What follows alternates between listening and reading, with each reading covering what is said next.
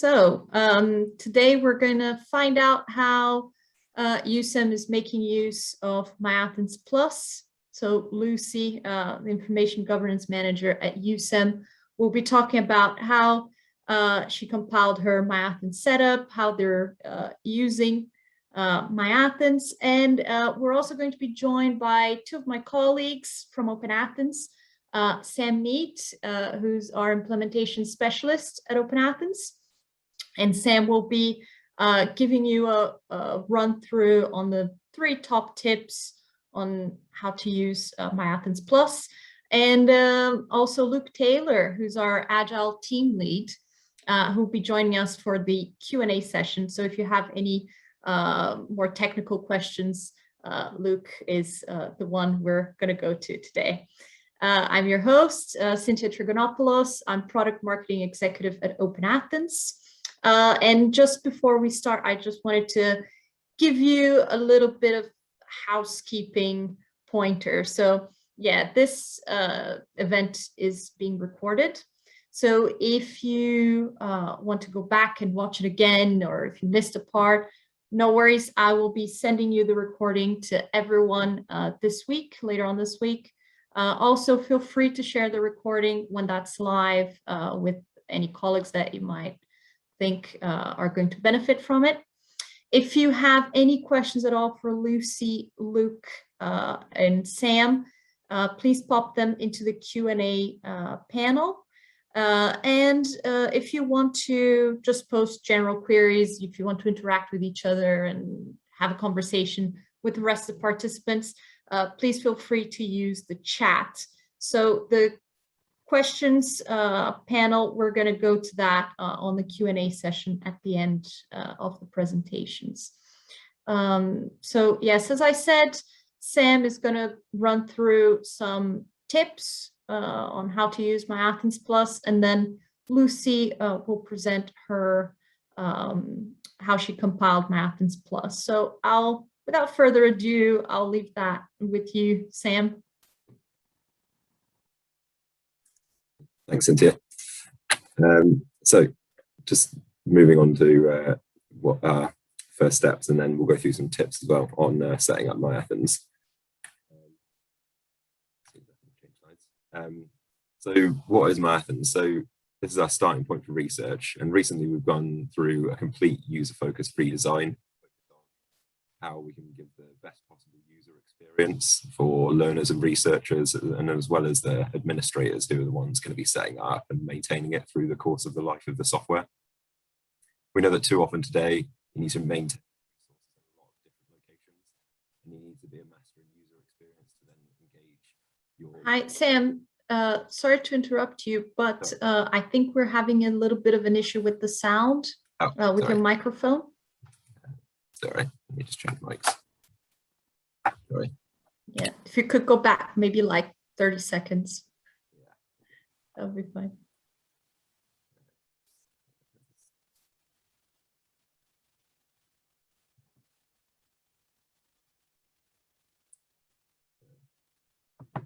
My headphones are not connecting, sorry. Give me 2 seconds.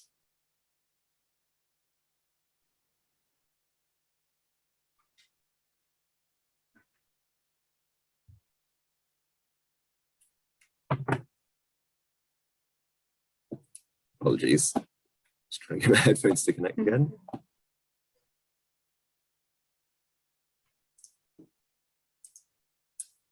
Sorry.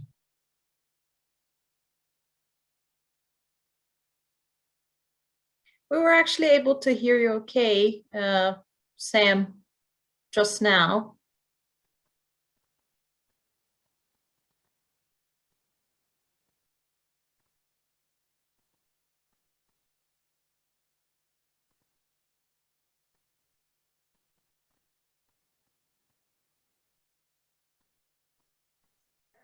Sorry about that. Is that better? Yes, it's much better. Okay. Thank you, Sam. All right. Sorry. Apologies. All right.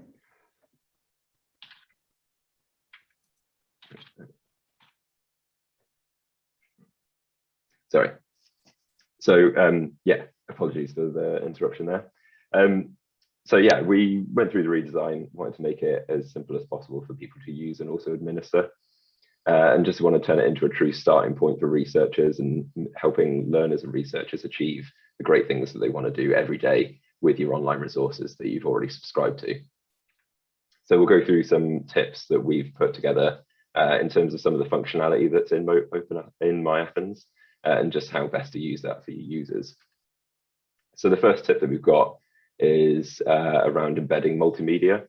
And one of the first things we did was enable the embedding of videos, and we've also now got the ability to embed images as well.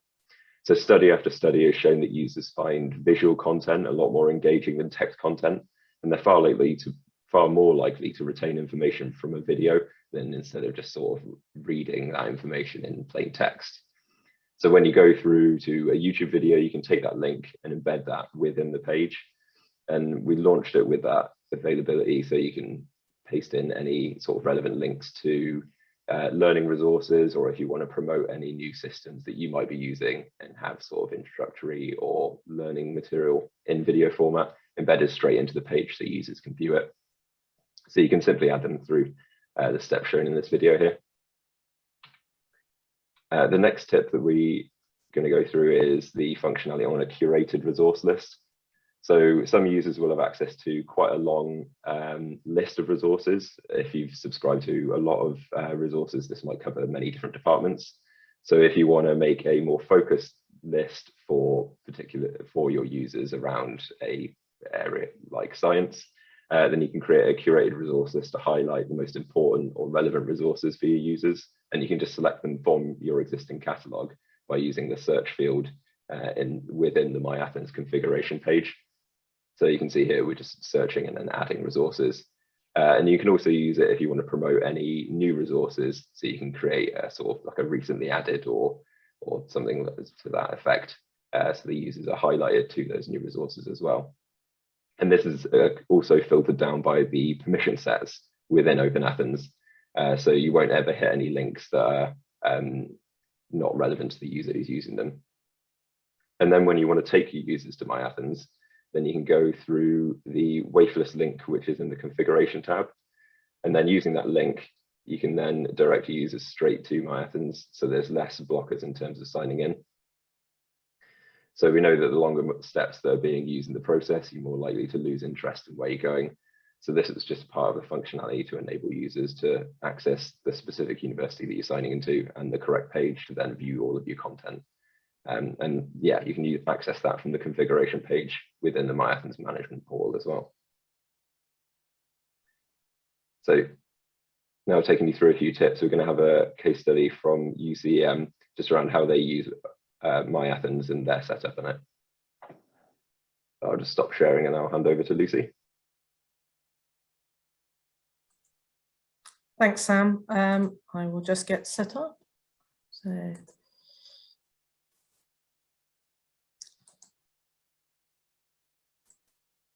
Hopefully you can all see that okay. So thanks for inviting me along today. My name's Lucy Roper and I'm the Information Governance Manager at University College of Estate Management, UCEM. And today I'll be sharing with you some background to UCEM and our e-library, how I approach the new MyAthens setup, my experience migrating to the new version, how we at UCEM are currently using the platform whilst comparing its functionality and user experience to the older version, and then lastly, how do we measure the impact and success of these changes? A bit of background to UCEM.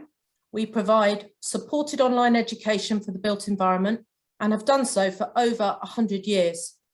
At any one time, we have more than 4,000 students from more than 100 countries, and we provide flexible and accessible postgrad and undergrad degree and apprenticeship programs.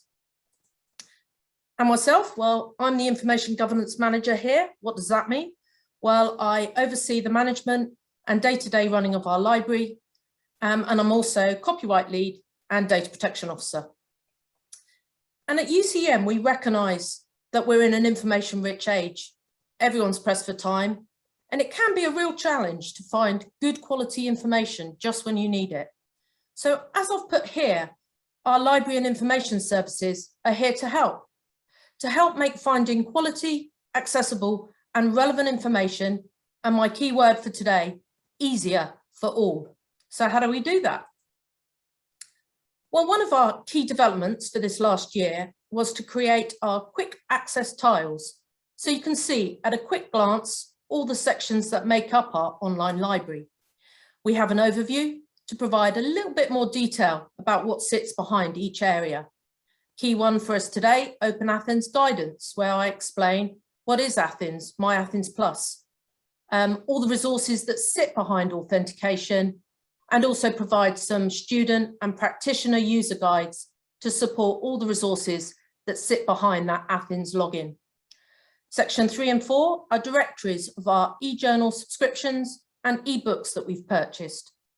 Section 5, and this is a key area to remember for later on, these are resources that don't have the facility to sit behind Athens currently, and so we have to provide usernames and passwords to gain direct access to them. Section 6 and 7 are our own published material and study papers. Section 8 is our dissertation library. We always ask our students that they're happy for them to appear here, otherwise we return them. And I also link to the British Library eThesis online service, a great resource, freely available to register and access to over 500,000 dissertations. Section 9 is useful web links to e-resources, and all our databases have searchable facilities where you can search by keyword or subject area. Section 10, student membership to professional bodies, not just in the UK where we're based, but also other countries where we have large contingent of students. Section 11 is our glossaries of useful terms. And then I always remind people of the library at UCEM email address. We've got about 6 Lucys at UCEM now, so I always say, just remember the library at UCEM email address, and that will come directly through to me. And secondly, our OpenAthens library login. We integrated single sign-on, and so we not only have it at the top of our e-library page, but this button is replicated throughout all our modules. So if you need to activate your account, it's easily visible and accessible. But I also want us to think, before we move on to phase 2 and the upgrade to Athens, MyAthens Plus, is how important this initial screen is for any site to capture the attention of any visitors. So for our library, we've got a welcome banner, so they know exactly where they are. Our e-library search facility. Why have I just gone there? I didn't want that. Let's go back. Sorry about that. I'll do the down key. There we go. E-library search. And we know the success of this because when we integrated it and placed it at the top of our page, we saw an 800% increase in our library usage. Sorry. We've also got our inquiry service, so a direct access point, phone number and email address to come straight through to me. And now we move on to phase 2, but just bearing in mind this initial screen that you come to, what do our students and staff currently see when they click on this library login button? And this is what students are currently faced with. And I have to be honest that sometimes students would think, am I in the right place? Is this where I need to go? And I'd say to them, don't worry, if you scroll down, you'll see all the resources listed with a bit of information about what sits behind them. But what I tried to do is encourage students to create their own homepage where they could add panels and create whatever worked best for them. So as you can see here, I've got some news feeds to BBC to see what's happening with COVID or see all the resources, but you'll see on the homepage, it's just lists to the actual resources, which some of our students struggled with because they wouldn't necessarily know without going in and delving deeper that Emerald had booked books and journals, and that Justice One was our legal specialist resource. So this is something that I like with the new site, and I'll explain that further. You could also add favorite resources, but that would create another panel. And again, I'll show how developments have helped on that area as well. And Google Scholar, where you can see some of the latest searches that we had. So when I heard that Athens was being upgraded, sad to admit to, I know, but I did get very excited. As I say, some of our students didn't set up their own page. Once they knew where the resources were, they would set this as their default page. But bearing in mind, this is what they currently see, this is what they will soon see. And I hope you agree with me that straight away, this looks so much more modern, a fresh look, more professional. There's no longer the opportunity to have to create additional work. Now everyone will come through to the research zone. Resources are still here, but now you can see that there is a search facility. So if you are looking for VLE books, you just type it in and there is your resource to gain direct access. It's more personalized. So now students know where they are and staff. And you can see now I've added some of our own media content.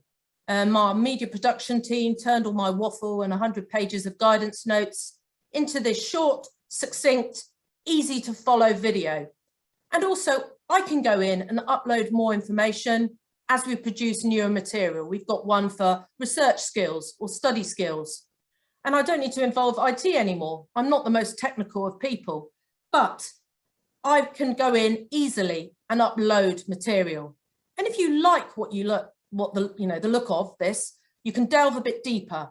So the resource list carries further down. And as you can see now, there's the title, but also a little bit of information just to help students along the way. There's an opportunity to add discovery services or find academic content within Google Scholar. And this is a key panel that I wanted to add, which is Curated Key Resources. But I've been able to build in something a bit more specialist to our subject area of the built environment. I've added a link to our fab new e-library page on our new website. Some of you will be familiar of the JISC Library Hub Discover catalogue, where you can search academic content throughout thousands of libraries. But also I had to restrain myself because I do get a bit carried away and the list goes a lot longer than this. But I wanted to highlight some professional bodies, some online libraries that are freely available, open access journals that we often refer our students to, but now they can use OpenAthens or MyAthens Plus as their first point of call and gain direct access to these valuable resources. But you may remember I mentioned section 5, and often students would go into OpenAthens and think, I can't find this particular resource. And I had to say to them, I'm afraid it doesn't sit behind Athens, you have to go to section 5. But now I've been able to add a panel, list those valuable resources under the resource list, and not only link to our library, but link to the relevant section so they can gain direct access that way. It's all about making life easier for our users. And then at the base of the page, a few other panels. So I do a monthly current awareness service called Knowledge Foundations, and you can just click and gain access to the latest edition. You can also add some contact details. They could be to the librarian, or we have core services that oversee the Athens accounts. Some people add panels for opening times, or maybe we offer some drop-in surgeries for referencing or copyright. So I could put in a panel and say, come along on this particular day or time, and we'll be available to answer any queries you might have. And then another video here, this one you can see is from OpenAthens, just to explain to people a little bit more about what all the changes are. Now you might see we're not published yet and think, well, you're all ready to go. Why haven't you published yet? And the reason for that is I wanted to communicate effectively to our staff first. So I did an all staff presentation a couple of weeks back. And I also wanted to communicate the changes to our students. So there was a bit of a build up so they knew what was coming. And when they then click in and see these changes, it won't be new and won't put them off their stride. But how do we measure the success of any of these changes? Well, feedback is always good, but OpenAthens have some really good stats to sit behind the portal. So here you can see, you can pick a day, a month, a year, a particular resource, or all resources at one go. And you can see the peaks and troughs. For us at a university, The troughs are normally around holiday time, and guaranteed the peaks is probably the day before assignments are due in. You could also see here a new resource that we've just purchased in June, and you can start to see how they're doing compared with some of the other resources. Are some of these needing more promotion, or maybe there's an opportunity to review and replace them with something else? So it all helps with the decision-making process. This is another one that I love to look at, and it shows access. No surprise that our highest student contingent is in the UK, so that will be the highest level. But it's also nice to see some of the other countries where our students are dotted about. It all helps with embedding in strategic reports to help with funding, and also so that they can see how much usage is and whether there's financial viability for some of our resources. So, as I say, I'm not the most technical, but I did want to do a bit of a live demo as well. So hopefully this will work, but I think it did earlier when I clicked on the wrong button. There will be some opportunity for Q&As, and I'm happy to share any of these slides and help anyone out. So there's my name, just remember the library email. So hopefully this will work. And hopefully you'll be able to see our virtual learning environment. Any problems, just give me a shout. So we use Moodle at UCEM, and I was very keen when we upgraded recently. I always want a... Lucy, sorry to interrupt. We can't see the website. I thought this might happen. Let's stop sharing and then I'll try sharing again. Thanks for letting me. Yeah, it might be best. Let's have another go. How's that? Yes, now it works. Brilliant, cool. This will go. Technical issues are always the key, but we get around it. Okay, so we use Moodle for our virtual learning environment. And I was very keen to have a direct access point from the homepage. But if you move away from the homepage, you'll see that we also have a link along the top of the menu bar. I've opened up a few tabs, so hopefully these will all work. So if you click on the library, this will look familiar now within our slides. And I always encourage students to have a few tabs open along the top of the page so they can move between their modules that they will see listed here, and also the resources that sit within each module. And I also encourage people to click on the library login button a couple of times over. So if there are embedded links, they will go seamlessly through from activity to resource. And as we scroll down, a couple of key areas, we have announcement forums on each VLE page. You'll see some of the latest topics here. So if there is updated guidance, or let's tell them that we're upgrading to MyAthens Plus soon, and then they can click on the guide, but also when you put a message, it automatically generates an email. So it will let students know that there is new guidance or new communications for them to delve in and find a little bit more out about. And then as we carry on down, here are our sections. So if you click on a section, I'm not going to go through these in detail, but you'll get to see that there's more detailed videos, different communications in different formats for accessibility reasons. And within section 2, for Athens, I provide a little bit more introduction. I highlight which resources are available to them. And if they click on the student or practitioner user guides, you'll see these little videos and guidance documents to help people a little bit further to make the most of the resources that sit behind OpenAthens. So let's have a look at what is currently behind MyAthens. And as I say, this is what our students currently see. And there are some good parts with the resources, but I'll show how it's better within the new MyAthens Plus. As I say, most of our students click this as their default page. But if I show you my MyAthens homepage, this is what I try and encourage students to set up with RSS feeds, their resources, favorite resources that you can then just click on and move around to make easier for you, Google Scholar, and some other news feeds. But as I say, sometimes this would provide confusion to our students, and also to do all of this created extra work. So if I now move on to my live page for MyAthens Plus, as I say, they no longer need to create the work. I've done it for them and I was able to do it easily. So now you get your standard resources and you can type in VLE books and there it is, direct access. You can do A to Z or Z to A of resources, whatever works for you. And as I said with favorites, you can't see it at the moment because I haven't published. But like with social media, there's a really neat little tool where you can just click to say, I like VLE books, and it will just prioritize the list, which is really nice. So it's all within one area. And because this is all our resources, you can move it around if you want to, but I like it here because this is the main reason why people go into Athens.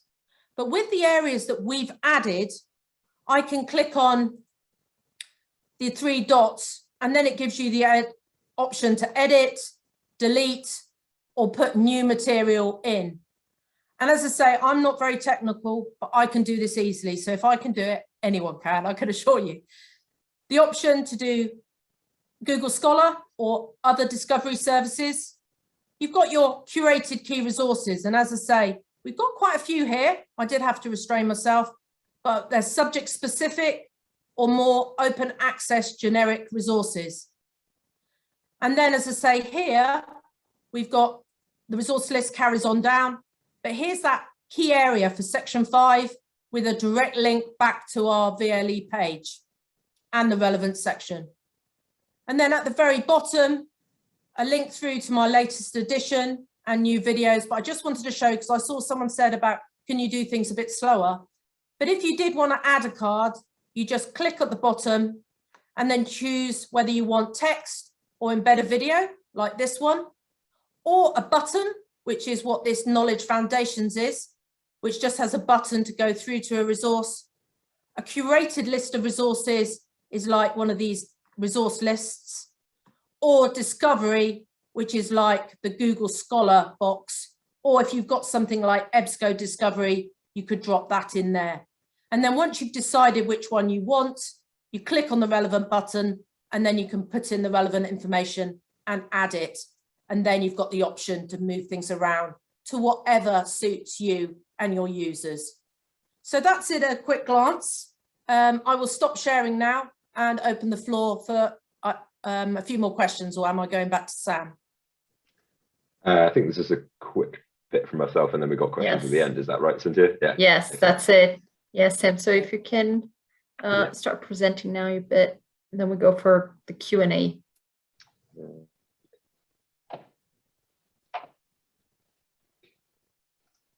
Yeah, thanks very much, Lucy. That's a really great example to see how somebody's using it, because obviously we can talk all day about the features that we've implemented, but it's always important about how you're using it in conjunction with any other system that you might use at university, and just how that's important for your users as well. So much appreciated for going over that with us. And you experience much less technical issues as well, so that's fantastic. So the next part, we're just going to be talking about what comes next for MyAthens. So once I remember how to change slides. So what do you need to do now? So there is a hard deadline for changing over to MyAthens, and this is so that we can retire the old software and then make sure that everyone's using the same version of MyAthens. The process for switching over is very simple. All you need to do is to log in to your MyAthens admin area, and then once they're under management, there's a section for... Hey, Sam, sorry for interrupting. We can't see your slides. Oh,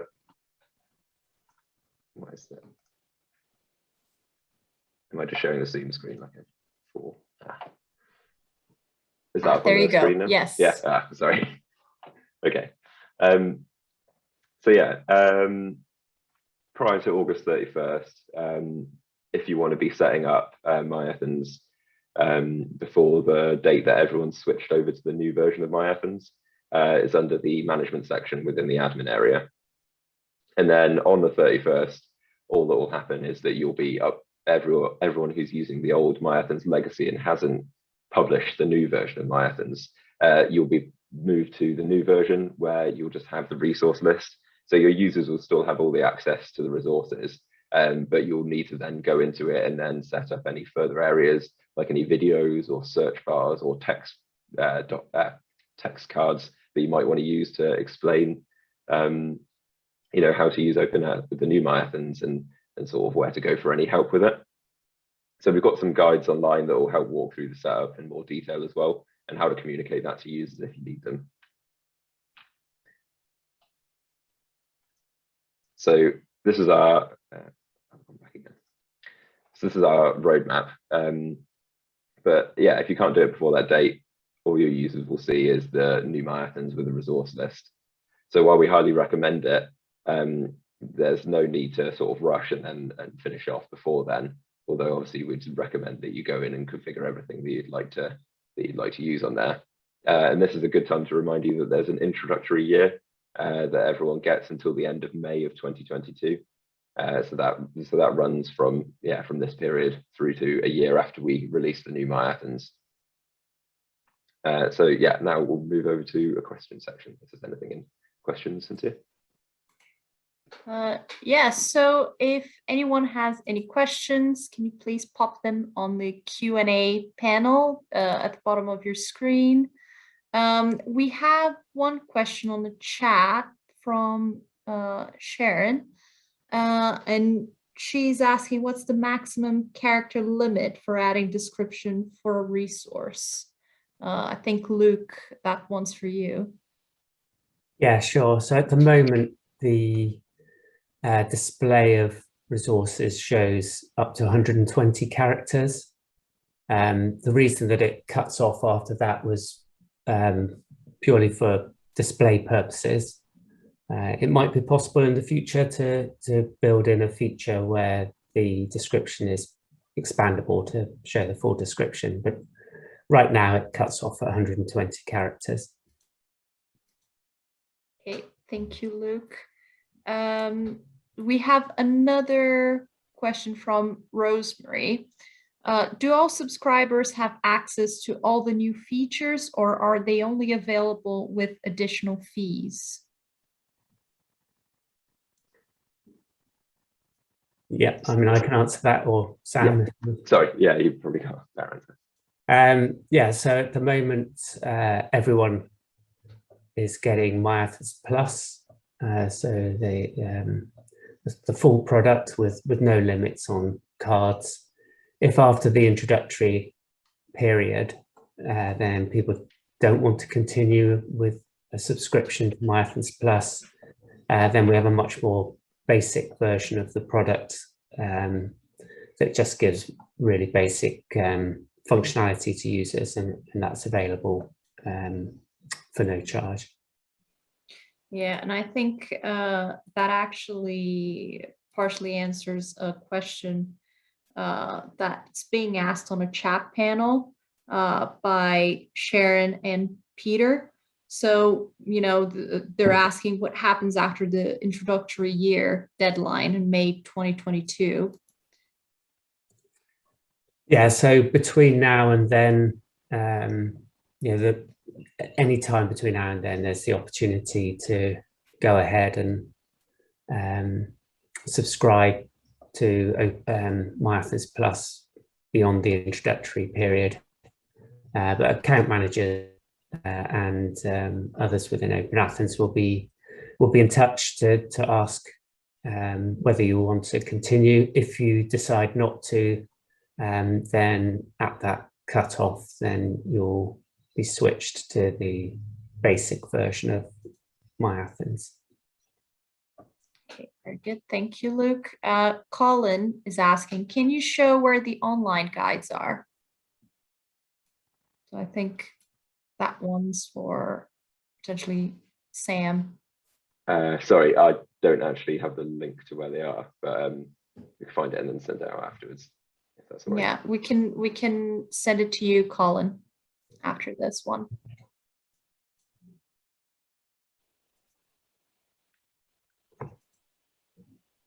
Any more questions?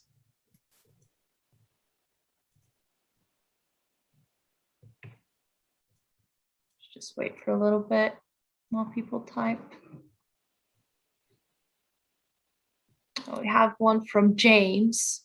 Will this fix the issues that users have when switching between resources accessed through standard OpenAthens, i.e. open to all students, and resources accessed solely through NHS OpenAthens, i.e. nursing students, particularly around cookie storage?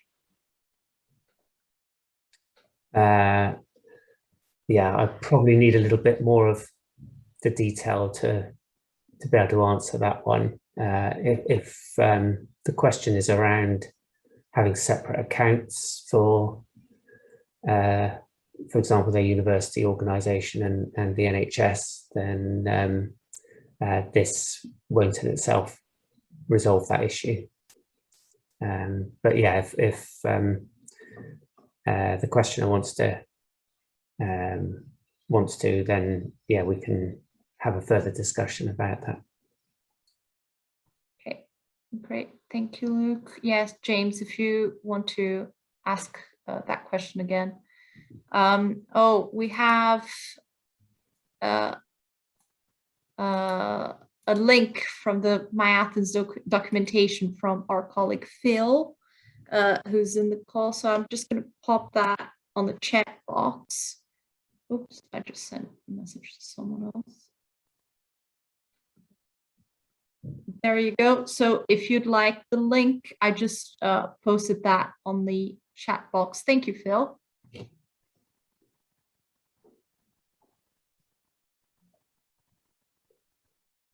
Right. Any more questions?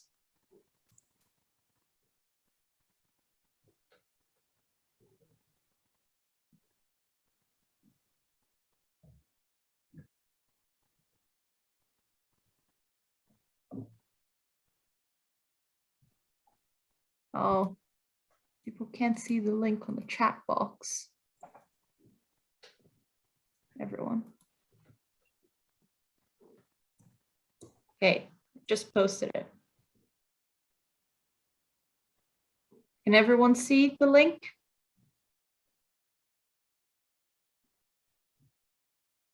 Oh, very good.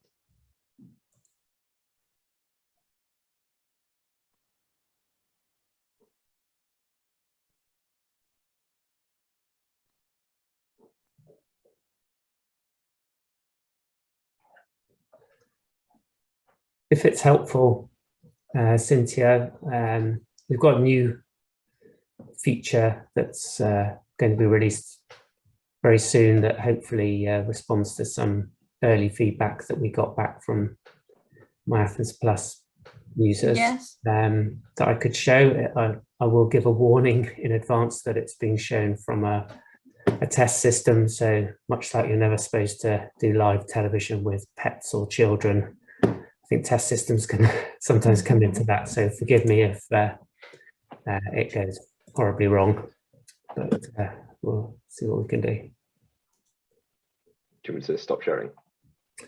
Yeah, that's fine.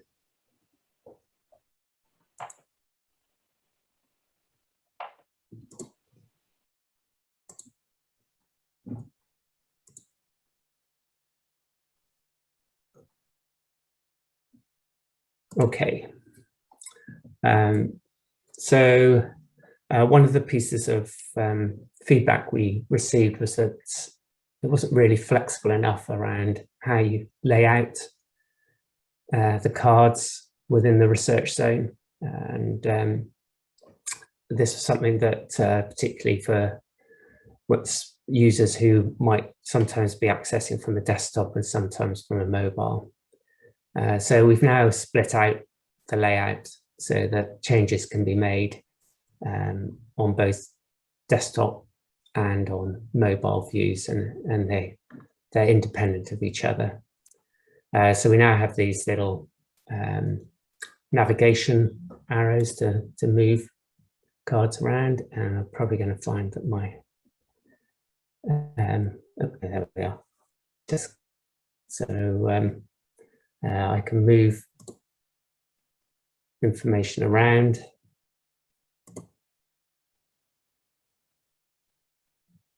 Yes.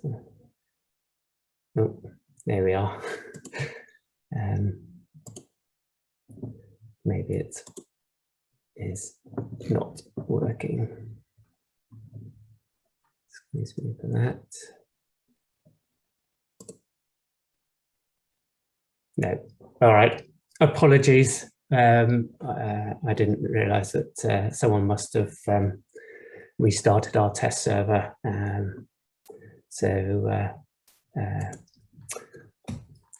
I'll have to save that for another time.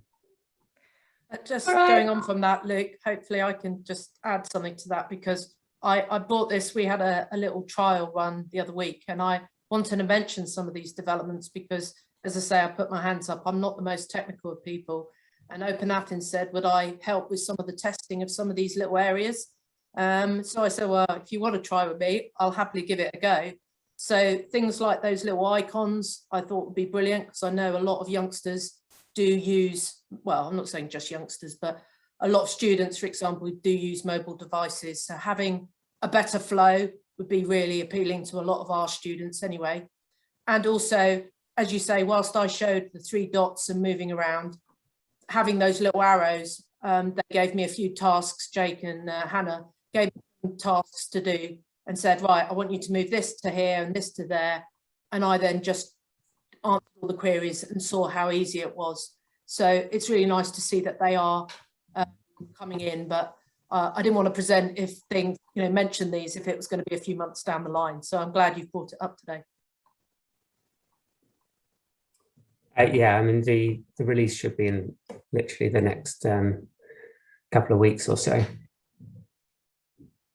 And I think it's one of those things that it's so important to have, feedback from the librarians, because then we're actually going to be able to improve the product, because it's still quite new. So we're still going to be doing, in this next year, a lot of new feature launches and so on. So it's really good to have user feedback as well, so we can always improve and refine the product as well. So please feel free to send us your feedback. That's really useful.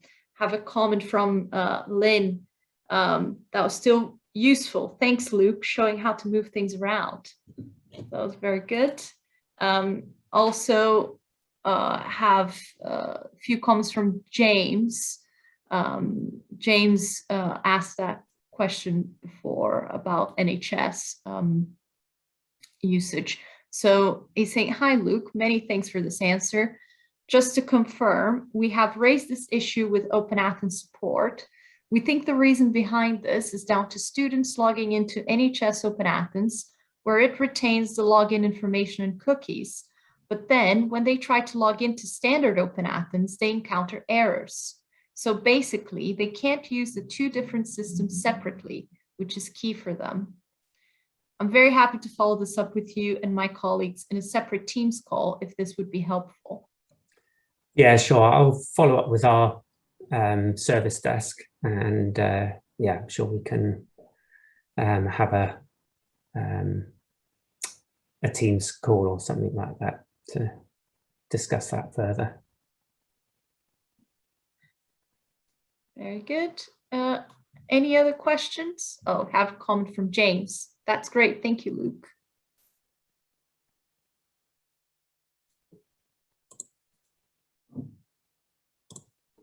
Any more questions? Let's wait a little bit. Also, if after the event you have any questions that you didn't ask during it, please feel free to contact us on contact@openathens.net. And I know Lucy, she's happy to talk to you as well if you have any questions for her. So Lucy, correct me if I'm wrong, library@ucm.ac.uk. Yeah, I'll put it in the chat anyway. Great. Saying thanks to Hazel, who's just sent a nice message. Yeah, And library great presentation. Thanks, Lucy, and everyone. Yeah. Oh, Sam just put contact@openathens.net. I put it in a direct message again. Yeah. Do it every time. Brilliant. Well, thank you so much to everyone who joined us. As I said, the recording will be made available. Thank you very, very much to Lucy. Your presentation was great, very thorough. Yeah, we're really happy to have you with us today, Lucy. Thank you very much. Sam and Luke, thank you so much for all the information that you shared with us today as well. And thanks everyone for coming. Again, if you have any questions, just reach out to us. We have all the email addresses in the chat. And also, we're happy to have your feedback. If you start using the new MyAthens Plus, and you have something to say, or if you think something can be improved, please feel free to get in touch with us, and we're happy to have a chat about it. Great. So thank you so much, everyone. And yeah, we'll be seeing you on our next webinar very soon. Thank you. Bye-bye. Bye, everyone. All right.